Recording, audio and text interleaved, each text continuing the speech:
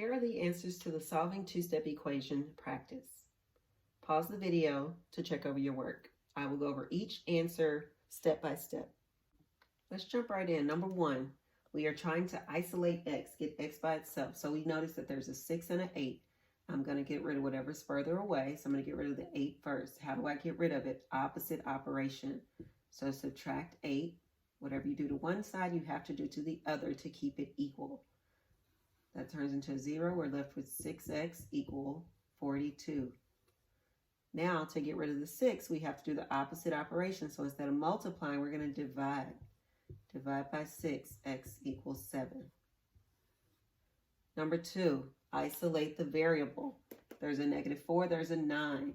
Let's get rid of the 9 first. Got to do it on both sides. I'm left with 4 equals -4x. To get rid of that, we're going to divide by -4. On both sides, I'm left with -1 equals x. Number 3, get rid of the 7 first. So we're going to add 7. I'm left with x over 2 equals 16. Now, times by 2 on both sides. X equals 32. Number 4, locate your variable. We have an 8, we have a -5. 8 is further away, so let's get rid of it first. Subtract 8 on both sides. I'm left with 3 equals x over -5. Now, how do I get rid of that? It's trying to divide with x. We're going to multiply by -5 on both sides. So I get -15 equals x. Number 5, 3/5 x plus 22 equals 28. So I'm going to get rid of the 22 by opposite operation. So I'm going to subtract 22. I'm left with 3/5 x equals 6. Now, 3/5 is trying to multiply with x. So to get rid of it, I divide.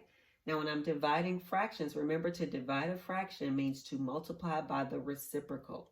So those two things mean the same thing. Dividing fractions means that you are multiplying by the reciprocal.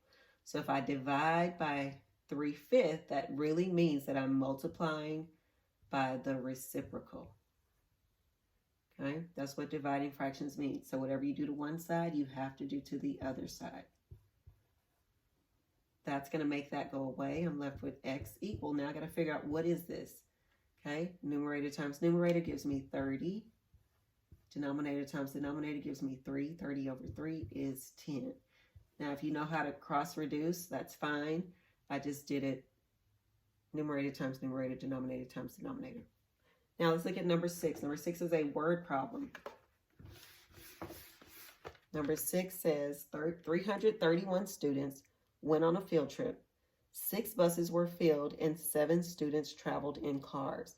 How many students were in each bus? So the question tells you your variable. How many students were in each bus? So I'm going to say x represents students in each bus, right? The question is telling us what we don't know. That's the unknown. So I have to figure out what is x, how many students in each bus. Now, it says that there were 331 students that went on the field trip. So that's the total amount, right? So something is equal to the total amount. That's my total amount. Okay, it says 6 buses were filled. Okay, 6 buses were filled. So what were they filled with? They were filled with students. So if it was 6 buses on each bus, there were students. So 6 times my variable, because remember my variable represents this. And then it says 7 rode in cars. So they weren't on the bus. They were just in cars, but they also went on the field trip. So here's my equation. Now I just solve for x. Subtract 7. I have 6x equal 324. Divide by 6 on both sides. And I get x equal 54. So on each bus, they had 54 students.